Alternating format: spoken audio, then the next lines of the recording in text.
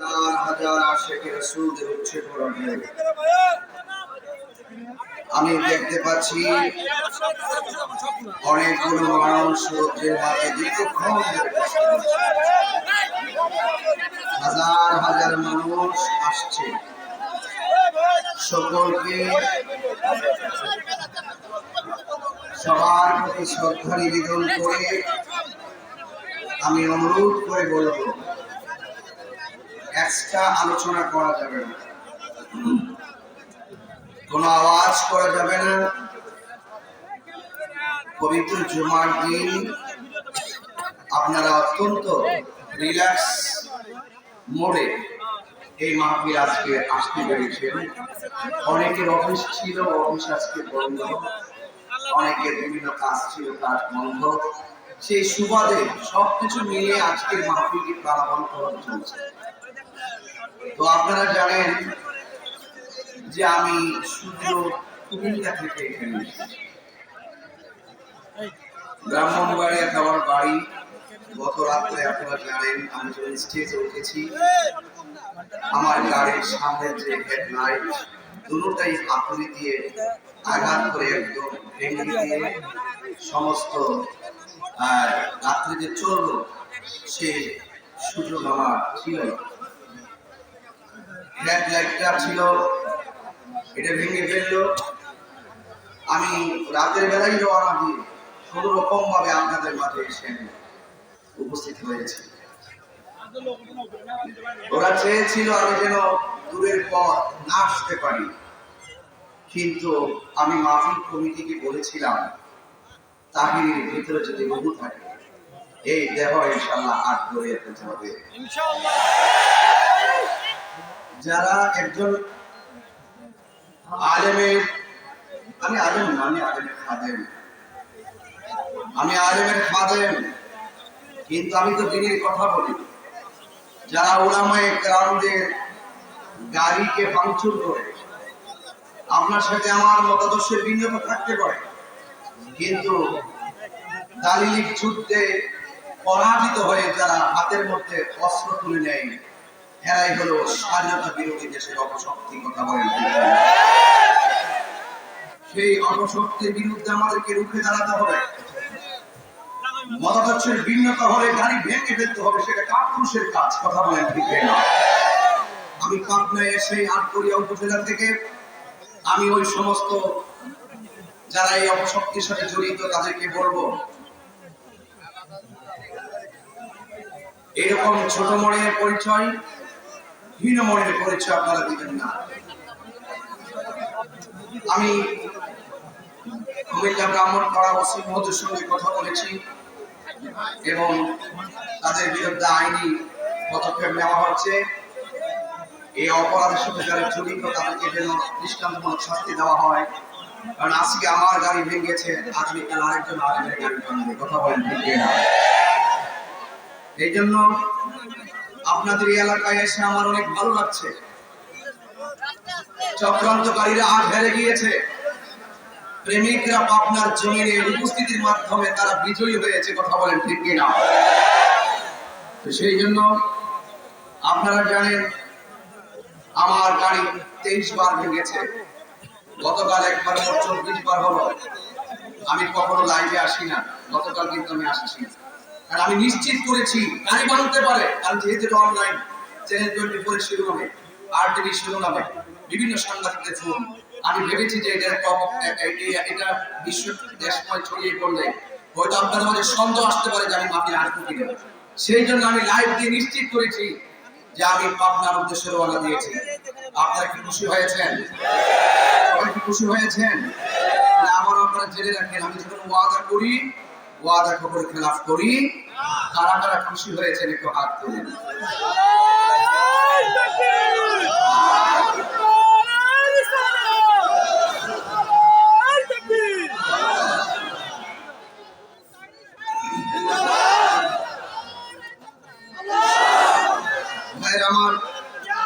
ভাইয়ের আমার, আমি কিন্তু বক্তব্য শুরু করিনি, আমি শিরোনামে কিছু কথা বলছি, আমার ব্যথার কথা বলছি। এখন দেখলাম আমার গাড়ির ভাঙা, কোন রকম একটা লাইট দিয়ে আমি রাত্রিবেলা এসেছি কুয়াশার ভিতরে। হঠাৎ করে কোনো গাড়ি ভাড়া নিতে গেলে এত দূরে কেউ আসতে চায় না। এই জন্য আমি রাত্রে গাড়িও ম্যানেজ করতে পারি না, এই অবস্থা। মেকার অনেকগুলো ফোন দিচ্ছি গাড়ি ঠিক করে দেন, সেটাও পারি নাই। তবে এই মাহফিলটা মসজিদের উন্নতি করবে মাহফিল। আমি অত্যন্ত খুশি হয়েছি অ্যামাজিং ফিগার অ্যান্ড ফাইটার আপনাদের উপজেলা চেয়ারম্যান মহোদয় একজন তারুণ্যের স্পৃহা নিয়ে তিনি কথা বলছেন। তানভীর ভাই, আমি দেখেছি তিনি মসজিদের জন্য নগদ 50,000 টাকা দিয়ে দিয়েছেন। আমি খুব খুশি হয়েছি। আমি তার জন্য ওনার জন্য দোয়া করি। আমি ওনাকে ভালোবাসি, আপনার থেকে ভালোবাসবেন। এবং আমাদের ইউনিয়ন চেয়ারম্যান মহোদয় উনিও 50,000 টাকা দিচ্ছে নাকি? মারহাবা বলে বলেন তো। আলহামদুলিল্লাহ, মসজিদের জন্য যারা দান করে, আল্লাহ হাবিব বলছেন যে ব্যক্তি মসজিদে দান করলো আল্লাহ পাক তার জন্য জান্নাতে বাড়ি বানাবে। সুবহানাল্লাহ। এই কি লস আছে? যারা দান করেন তাদের সম্মান বাড়িয়ে দেয় কে? তো সুতরাং আপনারা দান করবেন। দান করলে সম্পদ বাড়ে না কমে? তো আমি ওয়াজ শুরু করলে আপনারা জানেন তো যে এক ধারাবাহিক ওয়াজ শুরু করবো, কিন্তু মাঝখান দিয়ে কালেকশন আমি করতে পারবো না। আর আপনারা বাঙালি যে চালাক, ওয়াজ যদি 1 ঘন্টা করে ফেলি পরে যে কালেকশনের হাত দিয়ে আপনার মধ্যে চলে যাবে। এই জন্য আমি চাই যে বরকতপূর্ণ কাজটা প্রথমেই 5 মিনিট করে ফেলবো, ঠিক না ভাই? ঠিক আছে ইনশাআল্লাহ।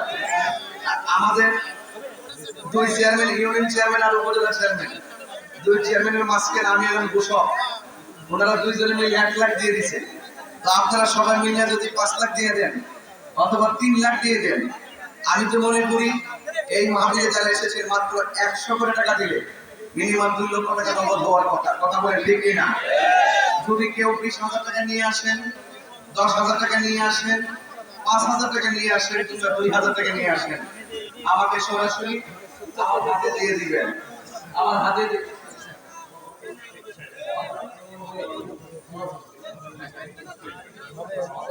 স্যার আসছেন, আমাদের থানার ওসি মহোদয় আসছেন, তদন্ত স্যার আসছেন। আমার পক্ষ থেকে ডিআইডির পক্ষ থেকে আমি আন্তরিকভাবে স্যারদেরকে মোবারকবাদ জানাচ্ছি। আর আপনারা জানেন যে আমি কিন্তু প্রশাসন বান্ধব মানুষ। আমি এই মেইন রোড থেকে ঢোকার পরে মাহফিল কমিটিকে বলছি যে প্রশাসনকে বলা হয়েছে কিনা, ওনারা থাকবেন কিনা। আজকে আমি আটগড়িয়ার প্রশাসনের প্রতি আমার শ্রদ্ধা বোধটা আরো বেড়ে গেল যে তিনারা শুধুমাত্র প্রোটেকশন দিচ্ছেন না, তিনারা শহরের জমিনে স্টেজের মধ্যে উপস্থিত হয়ে আলোচনা শ্রবণ করছেন এবং অনেক প্রশাসনিক লোক ডিএসপি সহকারে তারা দায়িত্ব পালন করছেন। এটাই হলো দিনের সৌন্দর্য। কথা বলেন ঠিক কিনা? প্রশাসন আমাদের ভয় না, প্রশাসন আমাদের সাহস। প্রশাসন আমাদের শত্রু না, দিনের আমাদের বন্ধু। কথা বলেন ঠিক কিনা? আর অনেক মানুষ আপনারা রাত্রে চলেন না তো দেখেন না, আমরা কিন্তু রাত্রে চলি 22 বছর ধরে। আমরা দেখি প্রশাসন রাত্রে বেলা রাস্তায় আমাদেরকে কিভাবে পাহারা দেয়। এরা আমাদের শ্রেষ্ঠ সন্তান। কথা বলেন ঠিক কিনা বলেন? আমি কাউকে সামনে খুশি করতে বলছি না, বাস্তব তাই সত্য। যে কোনো বিভিন্ন চ্যালেঞ্জে আমাদের প্রশাসন কিন্তু ভূমিষ্ঠ ভূমিকা তারা কিন্তু পালন করে থাকেন। এই জন্য আমি আপনাদেরকে অনুরোধ করবো, আমি মানুষগুলো মাঠটা পুরো হতে হতে আমি আমার কাজটা করে ফেলি ইনশাল্লাহ। আমাদের মনে হয় কমিটিরা অনেক ব্যাগ নিয়ে রাখছে, এই ব্যাগগুলো নিয়ে আপনাদের মাঝে আসবে। আপনারা আসলে একটা হাত যেন পায়ে খালি ফিরে না যায়। আমি মুসাফির মানুষ, আমি দোয়া করবো আপনাদের জন্য।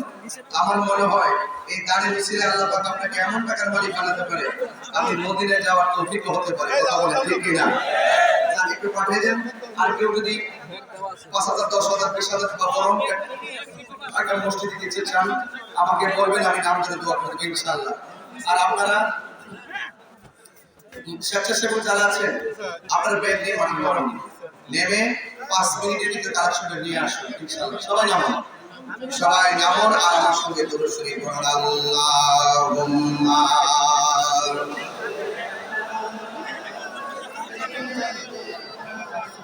মাওলানা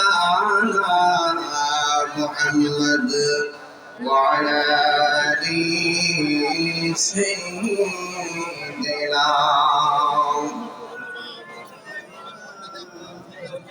সবাই পকেটে হাত দেন, সবাই পকেটে হাত দেন, দিয়ে সব রেডি করে সবাই দিবেন। একজন খালি না যায় ইনশাআল্লাহ। চতুর্দিকে বের হন না, একসাথে একটা লোক বের হবেন। আজকের মাহফিলের মান্যবর প্রধান অতিথি পাবনা ৪ আটগড়িয়া ঈশ্বরদী নবনির্বাচিত সংসদ সদস্য পাবনা জেলা বাংলাদেশ আওয়ামী লীগের সাংগঠনিক সম্পাদক জনাব আলিফুর রহমান শরীফ এমপি মহোদয়, নবনির্বাচিত এমপি মহোদয়কে আমার পক্ষ থেকে প্রাণঢালা অভিনন্দন জানাচ্ছি। উপস্থিত আছেন বিশেষ অতিথি আটগড়িয়া উপজেলা পরিষদের মাননীয় চেয়ারম্যান, পাবনা জেলা আওয়ামী লীগের সদস্য জনাব মোহাম্মদ তানভীর ইসলাম ভাই। উপস্থিত আছেন আমার পূর্বে আলোচনা করেছেন আলহাজ মাওলানা রহমান সাবির ভাই। উপস্থিত আছেন মাওলানা গোলাম মোস্তফা ভাই। আজকে মাহফিলের সভাপতিত্ব করছেন ৪ ভাই ইউনিয়ন পরিষদের মাননীয় চেয়ারম্যান এবং বাংলাদেশ আওয়ামী লীগ ব্যাপারী শাখার সভাপতি ইঞ্জিনিয়ার মোহাম্মদ সাইফুল ইসলাম কামাল ভাই। জলসা পরিচালনা করছেন জলসা বাস্তবায়ন কমিটির আহ্বায়ক জনাব আব্দুল ভাই সহকারী। পর্দার আড়ালে অসংখ্য অগণিত মা ও বোনেরা, মাহফিল ইন্তেজামিয়া কমিটি এবং স্বেচ্ছাসেবক সবাই জবানটা করে পড়ুন আলহামদুলিল্লাহ। লাখ কোটি দরুদ ও সালাম ওই নবীর নূরানি কদম মুবারকে, যিনি হায়াতুল নবী নূর নবী গায়বের খবর দেনেওয়ালা হুজুরপুর নূর সাল্লাল্লাহু আলাইহি ওয়াসাল্লামের উম্মত হিসাবে আল্লাহ পাক আমাদের সকলকে কবুল করেছেন। এই জন্য শুকরিয়া তার কণ্ঠটাকে উজাড় করে দিয়ে পড়ুন আলহামদুলিল্লাহ। অনেক মা বোনরা, আমি শুনেছি মা বোনদের ৪টি প্যান্ডেল করা হয়েছে, ৪টে প্যান্ডেলে মা বোনরা ভরপুর। আমি মা বোনদেরকে বলবো আপনারা এই আল্লাহর মসজিদের জন্য যে যা পারেন আল্লাহর ওয়াস্তে মসজিদে দান করুন। এই দানের ওসিলায় আল্লাহ পাক আপনার জীবনে গুনাহ ক্ষমা করে দিতে পারেন। জয় বলেন আমিন। ভাইরা আমার, ইন্তেজামিয়া কমিটির পক্ষ থেকে আমাকে বলা হয়েছে কবর এবং হাসর নিয়ে কিছু কথা বলার জন্য। আমি মাহফিল কমিটিদের নেতা দেওয়ার বিষয়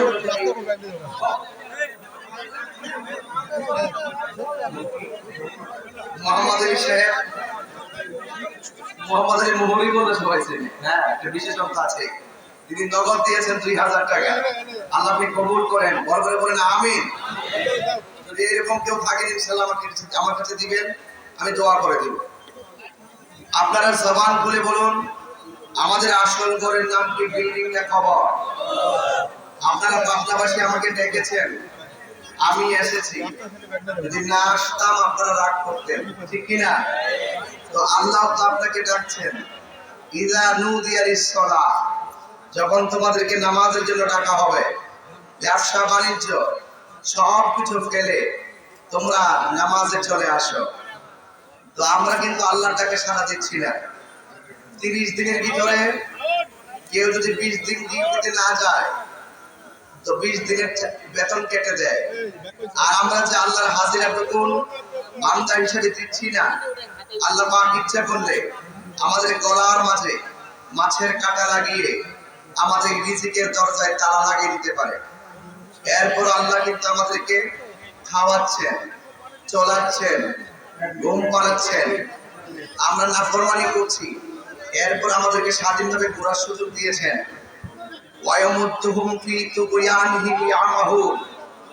আল্লাহ বলছেন তোমাদের অবাধ্যচারিতার জন্য আমি তোমাদেরকে সুযোগ দিলাম, দুনিয়ায় চলো ফিরো, কিন্তু একদিন একজনের দরবারে হিসাব দিতে হবে।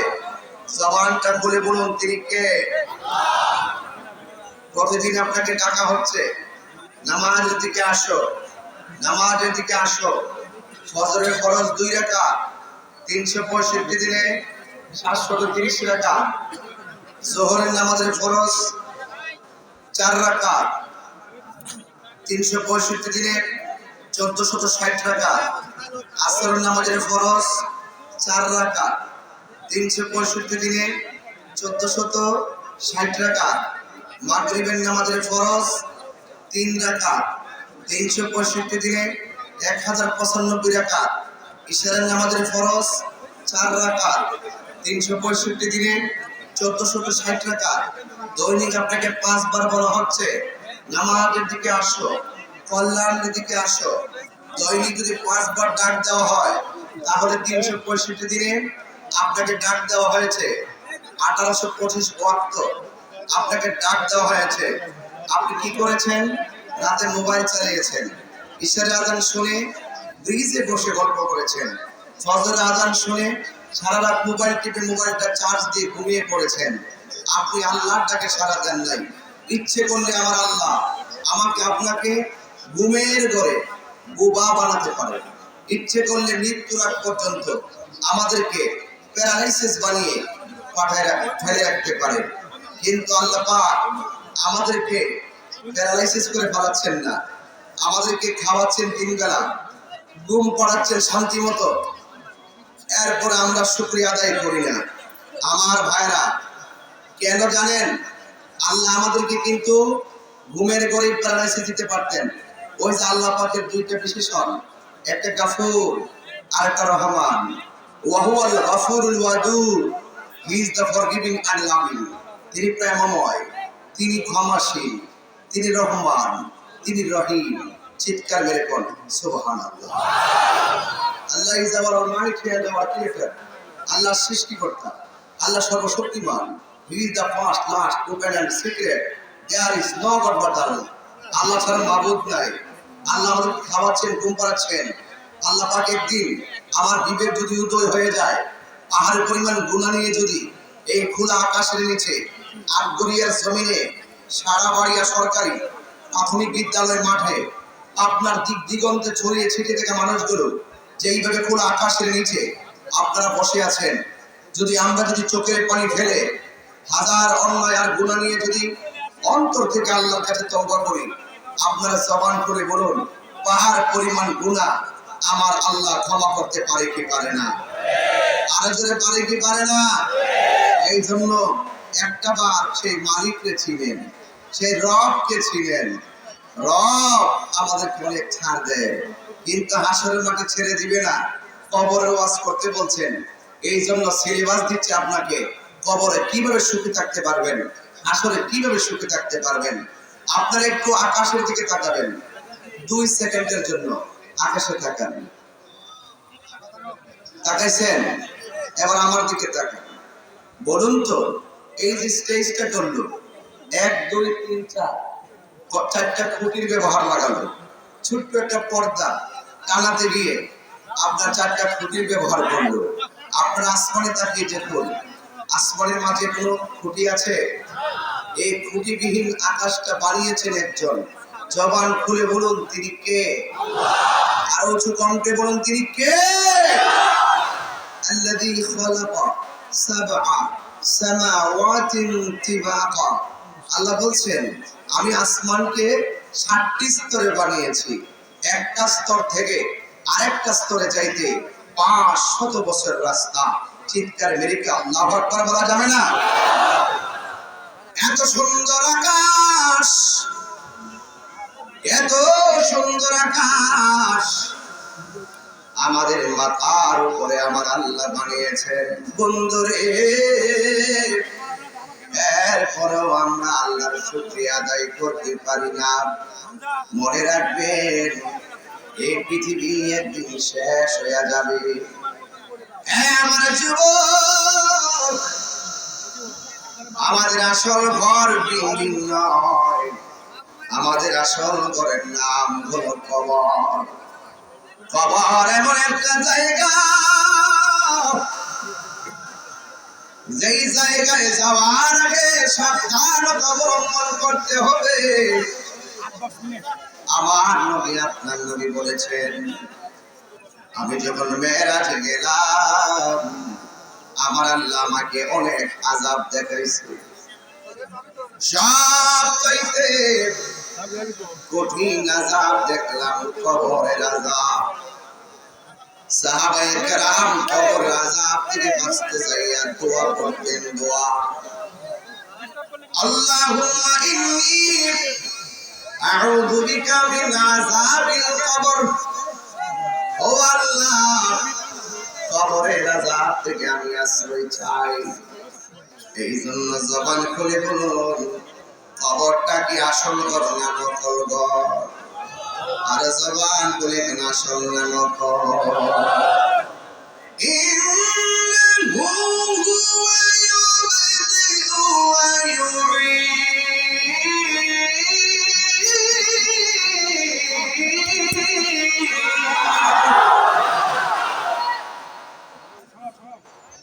আল্লাহ হলো তিনি যিনি আপনার শুরুর মালিক, আমার শুরুর মালিক। আল্লাহ হলো যিনি আমার শেষের মালিক, হায়াতের মালিক। ঠিক কিনা? ওই আল্লাহ রাব্বুল আলামিন এই দুনিয়ার জমিনে আমাকে টেন্ডারবাজি করার জন্য পাঠাই নাই, বোমাবাজি করার জন্য পাঠাই নাই, সন্ত্রাসী করার জন্য পাঠাই নাই, ধর্মের নামে অধর্মের উগ্রতা ছড়াইতে পাঠাই নাই। বুঝতে হবে আমরা এমন ধর্ম পেয়েছি যেই ধর্মের অর্থ হলো শান্তির ধর্ম। কথা বলেন ঠিক কিনা? এই শান্তির ধর্ম পেয়েছি।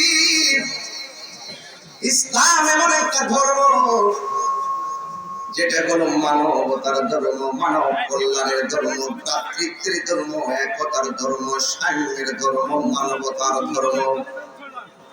আমরা প্রফিল করে বলতে পারি আমরা মুসলমান।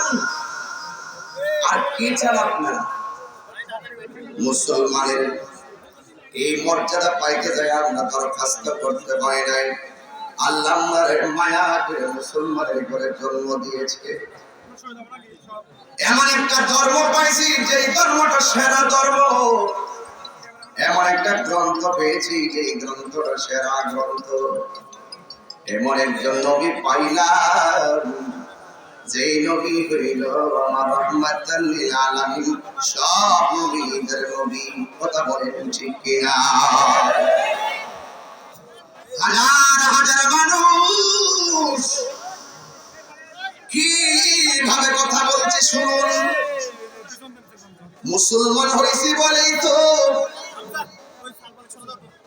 আমরা মারা গেলে মানুষ আমরা মায়া করে গোসল দেয়, নাকের মধ্যে তুলা ঢুকায়, নাক দিয়া যেন পানি না ঢুকে, কান দিয়া তুলা ঢুকায়, কান দিয়া যেন পানি না ঢুকে। কত মায়া, মায়ারি কত মায়া। বেশি গরম পানিতে আমরা গোসল দেই না, আবার বেশি ঠান্ডা পানি দিয়েও গোসল দেয় না।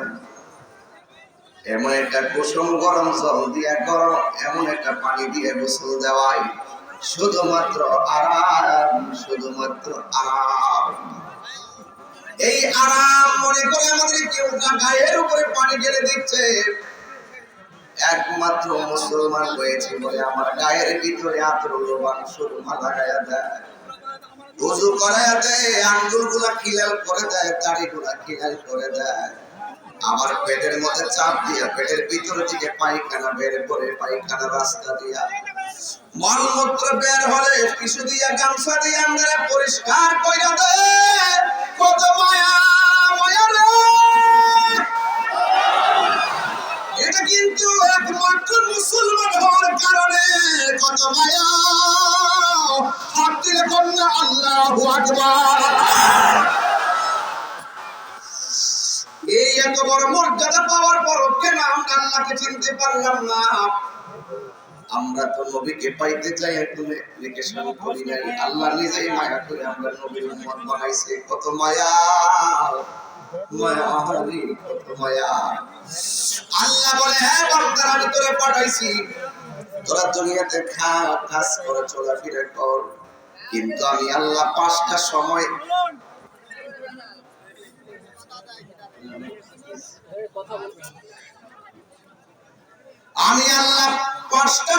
দিয়েছি।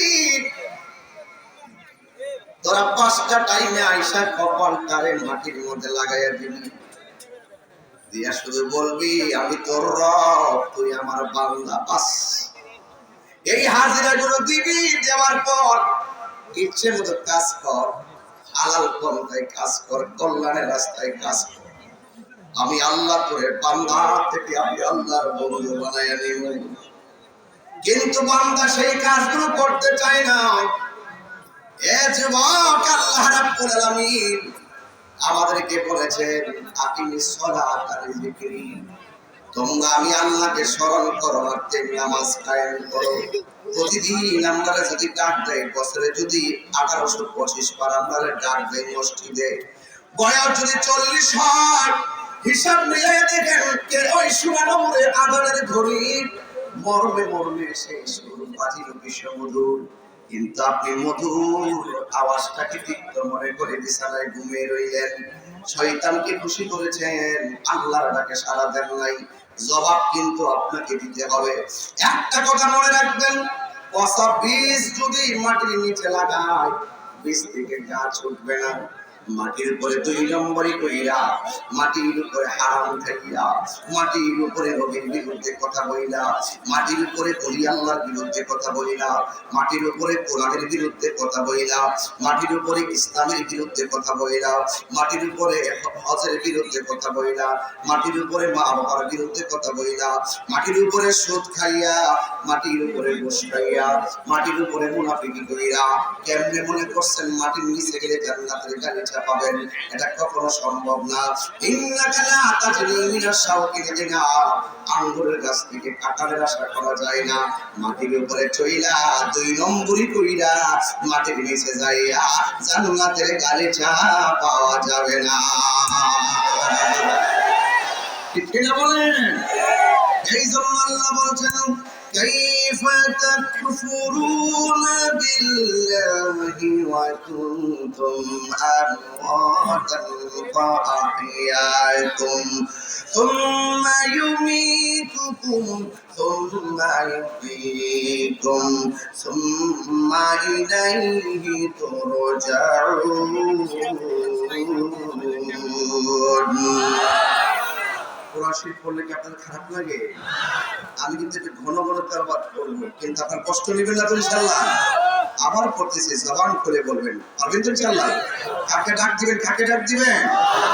কাইফা তাকফুরুনা বিল্লাহি ওয়া কুনতুম আমওয়াতান ফাআহইয়াকুম সুম্মা ইউমীতুকুম সুম্মা ইউহয়ীকুম সুম্মা ইলাইহি তুরজাউন।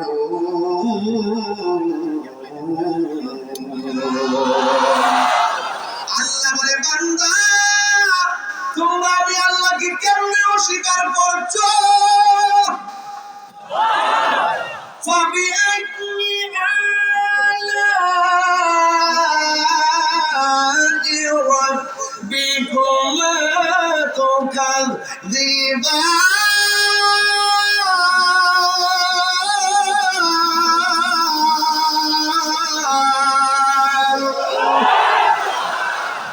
তুমি তোমার রবকে কিভাবে অস্বীকার করছো? আমার আল্লাহ বলে, তোমরা কেমনে আমি আল্লাহকে অস্বীকার করছো? তুমি তো ছিলা মুর্দা, আমি আল্লাহ তোমার জীবন দিয়েছি। জীবন দেওয়ার মালিক কে? আর জোরে জীবন দেওয়ার পরে তাহিরি ভক্তা সাইফুল ইসলাম কামাল ভাই চেয়ারম্যান, তানভীর ভাই উপজেলা চেয়ারম্যান, আমাদের শরীফ ভাই এমপি মহোদয়, ওসি মহোদয় ওসি হয়ে গেলেন, তদন্ত ওসি মহোদয় তদন্ত ওসি হয়ে গেলেন। জীবন পাওয়ার পরে কেউ টিনের ঘরের মালিক, জীবন পাওয়ার পরে কেউ বিল্ডিং ঘরের মালিক, জীবন পাওয়ার পরে কেউ মাটির ঘরের মালিক। আল্লাহ বলে, তোরে আমি আল্লাহ জীবন দেওয়ার পরে অনেক টাকার মালিক বানাইলাম, তোরে আমি আল্লাহ অনেক সুযোগ সুবিধা দিলাম। আমার মাঝে একটা গেটা পাইয়া বসে এখন আরেক ভাবতি ব্রাহ্মণবাড়ি একটা ছোট্ট ছেলে, একটা দীর্ঘশীল ছেলে আসছে পাবনায়, আটগড়িয়ে আসছে, খোলা আকাশের নিচে লাখো লাখো মানুষ এসে গেছে, মনে হইতেছে একটা ভাব এসে বসছে যে আমি কোথায় একটা নিজের মধ্যে কেমন একটা ভাব আসতেছে, বাপরে এত লোক আসতেছে, অথচ বলা হয়েছে না তামশি ফিল আরদি মারাহা, জমিনের ভিতরে অহংকার করে চলো না। তোমরা চাই দিছি না কেন ওদের সৌরভ আর মানুষের গৌরব চিরদিন থাকে না, সব সময় শুকরিয়া আদায় করবা। প্রশংসা একজনের, জবান খুললে কন্যা তিনি কে? শুকরিয়া আদায় করতে হবে। এই খোলা আকাশের নিচে এই মানুষগুলো আনতে গেলে অন্য ছাড়া যদি আনতে যাই মিনিমাম লক্ষ লক্ষ টাকা খরচ করা লাগবে।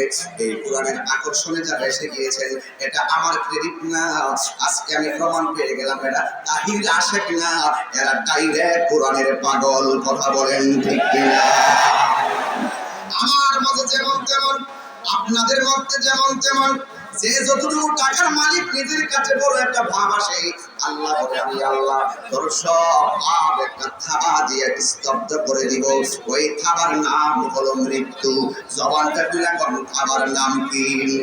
আমি আল্লাহ যখন মৃত্যু নামক থাবা দেব, তাহির এই মুহূর্তে যদি মৃত্যুর সামনে পড়ে যায়, আমার আর কেউ বলবে না তাহির হিসেবে হাতে ধর, আমার কেউ বলবে না তাহির হিসেবে পায়ে ধর, আমার হাত আমার কাছে কেউ এসে বলবে না তাহির হিসেবে মাথায় ধর, সবাই বলবে লাশের হাতে ধর, লাশের মাথায় ধর, লাশের জন্য একটা অ্যাম্বুলেন্স আনো।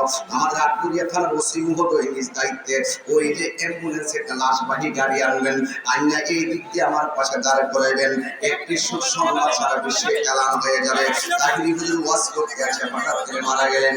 এইভাবে আমাকে লাশবাহী গাড়ি আসবে, গাড়ির নাম লাশবাহী, মাইক দিয়ে বলবে লাশ, ধরার সময় বলবে লাশ, বাড়িতে পাঠাইবার সময় তুমি লাশটারে বাড়িতে পাঠাও, বাড়িতে নেওয়ার পরে ঘরের দরজায় বলবে লাশটারে মাটিয়ে রাখ, লাশের পানি গরম কর, লাশের জন্য কাপড় আন, লাশের জন্য মাইকিং কর, লাশের জন্য গরম পানি কর, চোখের পলকে আমার ভাইরা আমার ভিতর থেকে রুহটা যাওয়ার পরে আমি তাহির থেকে লাশ। এর বেশি কি পরিচয় আমাদের আছে নাকি?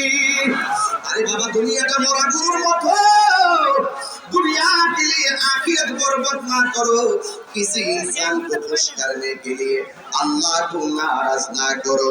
दुनिया दुनिया कोई आखिरत के बर्बाद करा যাবে না।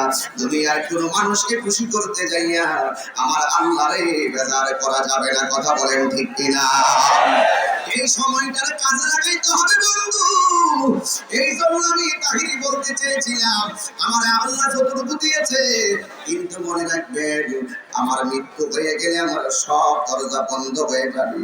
আমার একটা দিকে আমাকে চাকরি নিয়ে যাওয়া হবে, আমি সব বন্ধ হয়ে যাবে।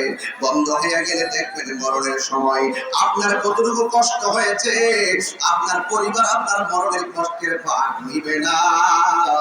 এই দুনিয়ার স্ত্রীকে চা দিবেন তাই লাগবে, কোনোদিন তার মন করতে পারবেন না। এই দুনিয়াতে সন্তানরা চা দিবেন তাই লাগবে, কিন্তু কোনোদিন মন করতে পারবেন না। আমি এই কথা বলি না যে আপনি স্ত্রীকে দিবেন না, অবশ্যই দিবেন, কিন্তু যতই দিবেন চাহিদার শেষ নাই। এইভাবে পিছনে ঘুরতে ঘুরতে ঘুরতে ঘুরতে ঘুরতে ঘুরতে একদিন আপনার প্রাণ প্রদীপটা চলে যাবে। প্রাণ প্রদীপটা চলে যাওয়ার পর ধারাবাহিকভাবে কয়েক মাস পরে আবার আপনজন আমাকে ভুলে যাবে। 3 দিন পর্যন্ত ফেসবুক গরম থাকবে, তাহিরি নাই, কিন্তু মারা যাওয়ার 4 দিনের মাথায় ফেসবুক ঠান্ডা হয়ে যাবে। আমার মোবাইলে আর কেউ ফোন দিবে না, আমার মেসেঞ্জারে কেউ নক করবে না, হোয়াটসঅ্যাপে কেউ আর নক করবে না। তার বাস্তব প্রমাণ আমার মোবাইলে অনেক মৃতদের নাম্বার আছে, যারা দুনিয়ায় থাকা অবস্থায় নাম্বারটা সেভ করলাম। ওনারা চলে যাওয়ার পরে আমি নিজেও কোনোদিন ওই নম্বরে ফোন দেই না। লোকটা মারা গেছে, নাম্বারটা কে ব্যবহার করে খবর নিতে পারলাম না। এটা পৃথিবীর নিয়ম, এটা পৃথিবীর নিয়ম। কেউ কাহারও 1 ইঞ্চি জায়গা করে দিবে না, আপনার জায়গা আপনাকে করে নিতে হবে। আপনার টাকার ভাগ অনেকে নিবে, সম্পদের ভাগ অনেকে নিবে, কিন্তু কবরের আযাবের ভাগ পৃথিবীর কেউ নেওয়ার মতন লোক নাই।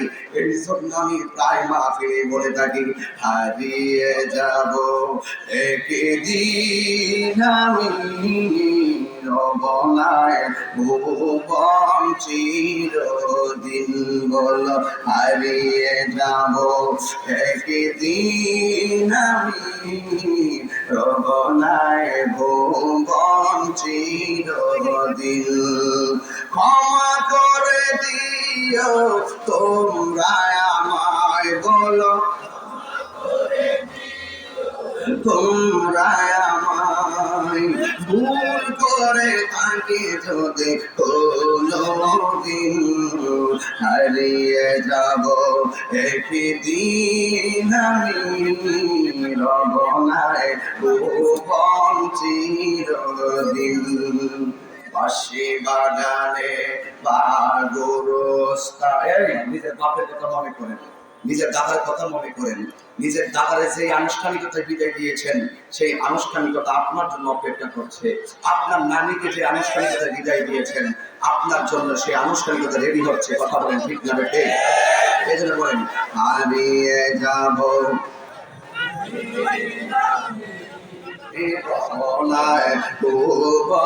চিরদিন, বলো হারিয়ে যাব একদিন আমি রবনায় ভুবন চিরদিন।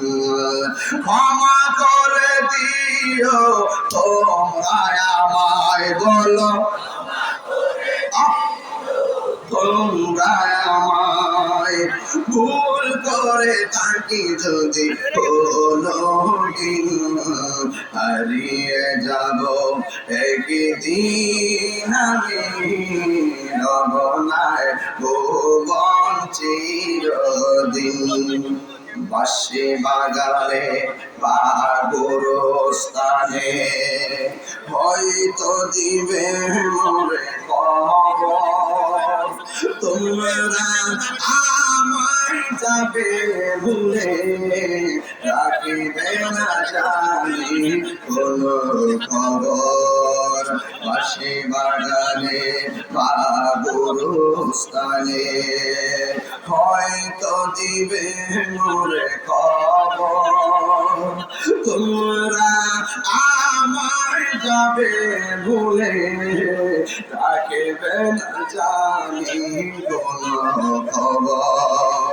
পড়বে কি মনে আমার কথা, পড়বে কি মনে আমার কথা, ফেলবে কি অশ্রু কোনদিন, হারিয়ে যাব একদিন আমি রবনায় ভুবন চিরদিন, বলো হারিয়ে যাব